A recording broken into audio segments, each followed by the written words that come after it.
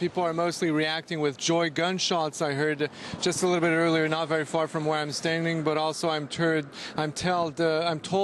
that Allahu Akbar, chants thanking God for this. We're coming out of some of the mosques in Gaza. People feel very much that this is justified vengeance, and that is the essence of the message that is being put forward by the different factions operating inside Gaza, whether it be Hamas's armed wing, the Islamic Jihad, or the Popular Resistance Committees, all of them welcoming the news and saying that this is a just reaction for what Israel is doing inside Gaza. Now, people have also questions. They're wondering how this is going to play out in the current scenario. We're now entering the seventh day of this very violent and deadly confrontation between Israel and Gaza, with very many civilian casualties in Gaza and a few ones on the Israeli side. But Palestinians also, some of them considering that this may actually be a game changer. Remember that just a few hours ago, some 12 hours ago, the talk of town was that truce, that ceasefire agreement,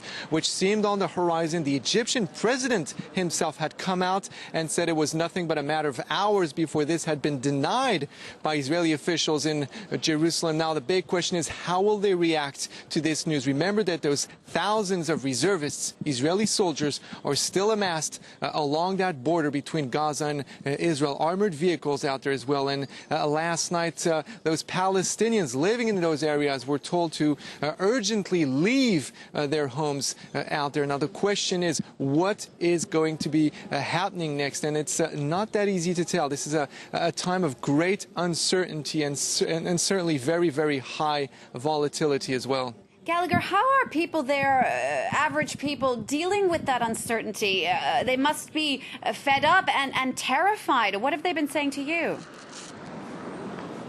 Well, you know, Gazans usually tell you a couple different things when you ask them how they're dealing with this situation. First of all, they tell you that they're very much used to this. Remember that Cast led the last major Israeli operation inside Gaza, which saw more than 1,400 Palestinians killed, happened just some 4 years ago. And those were very violent scenes and a difficult reality to deal with. Now, today, Israel isn't per se operating in the exact same fashion. A lot of Palestinians saying that they feel that this conflict could last a lot longer than Cast led, which lasted some 21 days. People have a feeling that they might be in this one for the long run, and proof of that is these continuous events that just come one after the other, and again are real game changers on one side and on the other, whether it be on the Palestinian side, with Israeli forces literally taking out every single infrastructure that belongs to the Hamas government in Gaza, but also now, and this is something new, taking out buildings which it had spared